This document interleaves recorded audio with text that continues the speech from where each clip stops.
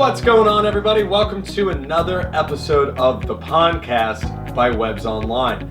My name is Justin Skaggs, and we happen to have one of the best resources at our disposal, and that is Joe from Webb's Online. That is the lead pond technician, and he happens to be one of the best minds in pond-related knowledge. So if you want something hyper-specific, you can go to like a Carolyn Wise from Microlift. But if you want to start asking kind of like obscure questions with scenarios involved and all these different intricate parts, there's no one better to talk to than somebody who's seen it all and been in the industry for so long. So let's go over to my conversation with Joe from Webb's Online.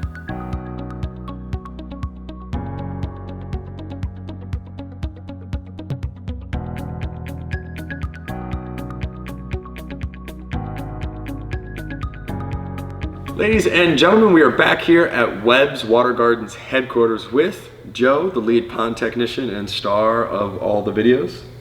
Do you recognize him in public? Yes, I have been. Mostly at the grocery store, he's just trying to spend time with his family, and you should leave him alone. Leave me. So, last time we raised a question, and if you guys didn't see the last episode, it was interesting. There was a customer who found themselves in what they perceived to be a little bit of an emergency, and they were trying to acclimate their koi, but they didn't have any plastic bags, which is kind of a tried and true method.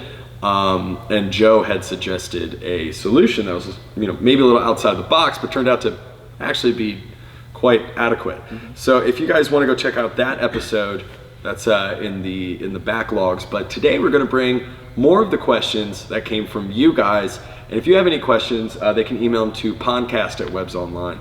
But Joe, are you ready? Here we go. All right. Some of them might be simple, some of them might be long. What is the most overlooked item when people are building a new pond? So the most overlooked item that isn't purchased by a new pond owner. A $2 or $3 thermometer. All right. Everything comes to temperature.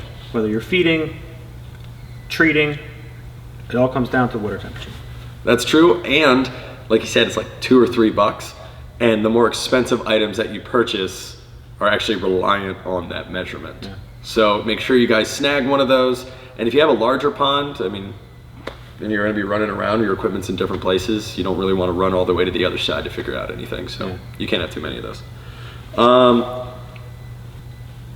This guy was nervous that he had a crack in his hose and wanted to know what the biggest danger of that little scenario was. Obviously, one, you don't realize it, but the biggest would be actually where your pump is positioned.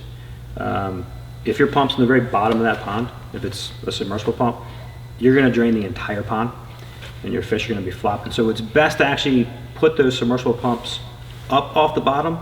Gives you that safety zone, that comfort zone, to where if that happens, you're going to leave yourself still with a foot of water. Okay. How often is that? Is that a decently common problem? Like if you have the same pond going for 10 years, is that something that you can expect over time? Well, even the way things are done for 10 years may not be the right way. Fair enough. You know that. But it's always a good practice to have that safety net for that reason alone. That and that sludge collects in the very bottom of the pond. Right. So you want to keep your pump out of that muck. That'll help your pump as well. Yeah. Live a nice long life. Oh, this is interesting. Is there any type of pond plant that may be harmful to koi? Not that I know of, but if you guys know one, I'm always loving to learn. If you guys know one, we'll do an entire tech tip video on it or something. So definitely reach out to us. Yeah. Let's see here. Oh, this is another interesting one. For colder parts of the country, is there any climate where you say just don't build a pond at all? In the continental USA, I think that's where we'll qualify it. Continental US. I would probably say not.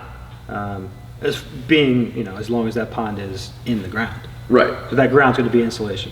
Obviously above ground, wind brings those temperatures down.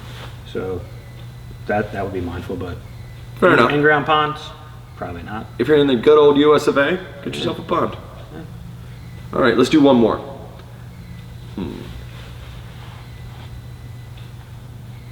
What's the importance of stormwater management? Is there any special placement for the pond that would help me avoid flooding? Any low spot.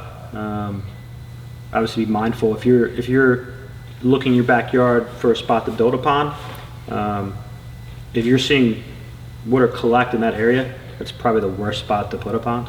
So not a low spot. Yeah, if you're already having a giant puddle in your backyard and then you were to make a impenetrable water barrier at that spot, then there won't ever be any way for that rain runoff to ever seep into the soil itself. Yeah. Well, I thought this was a pretty cool episode. So if you guys have any questions, again, we have probably 6 or 7 more here, but send those questions in to the Pondcast. And some of those questions make it to different guests. Like if we have people from, Scott's Aerator, they oftentimes get some of these questions. But these more hodgepodge general questions, somebody like Joe he's got probably the best overall rounded knowledge on every single subject matter. I'll bring them to him from time to time and we'll knock them out. Give me a call. All right. If you guys have any questions and you want them answered quickly, like our last guest, call him. Don't email me at pondcast@websonline. Like if your fish are dying, call Joe. All right, guys. Well, thank you so much for watching this episode. We will have Joe back to answer some more questions that actually came right from you guys. And send all of your questions to pondcast@websonline. Until next time, take care and enjoy your pond.